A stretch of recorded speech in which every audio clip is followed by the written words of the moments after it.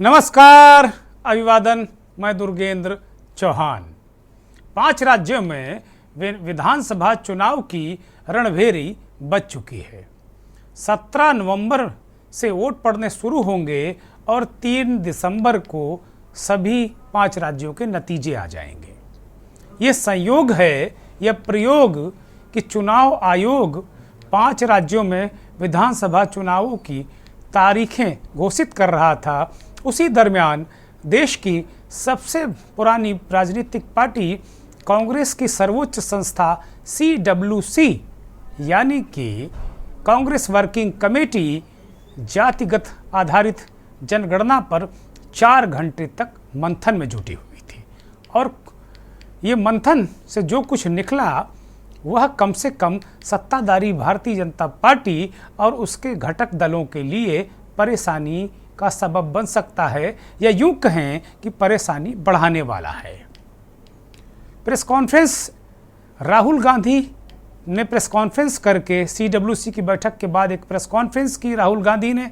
उनके साथ उस प्रेस कॉन्फ्रेंस में कर्नाटक और राजस्थान के चीफ मिनिस्टर और संगठन महामंत्री KC वेणुगोपाल थे।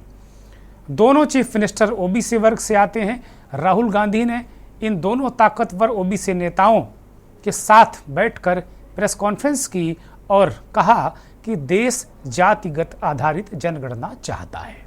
ये देश की इच्छा है। कांग्रेस पार्टी पूरे देश में जातियों की गिनती की प्रबल पैरोकार है।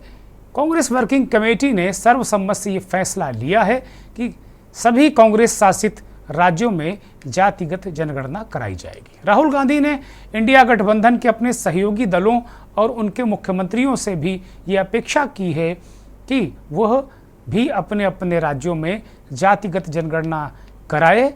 और राहुल गांधी ने इस देश के पिछड़े, शोषित, पीड़ित सर्वहारा समाज को आश्वस्त किया और बहुत दमखम के साथ आश्वस्त किया कि देश में जब उनके गठबंधन की सरकार, कांग्रेस पार्टी की सरकार आएगी तो पूरे भारत में वह जनगणना, जाति आधारित जनगणना कराएंगे।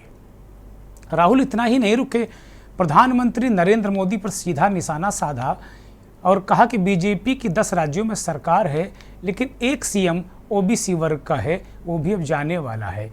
बात वो मध्य प्रदेश के मुख्यमंत्री शिवराज सिंह चौहान की कर रहे थे। जबकि कांग्रेस की 4 राज्यों में सरकार है और 3 के मुख्यमंत्री OBC हैं। हिमाचल प्रदेश को छोड़कर 3, कर्नाटक, छत्तीसगढ़ और राजस्थान, तीनों राज्यों के मुख्यमंत्री OBC वर्ग से आते हैं।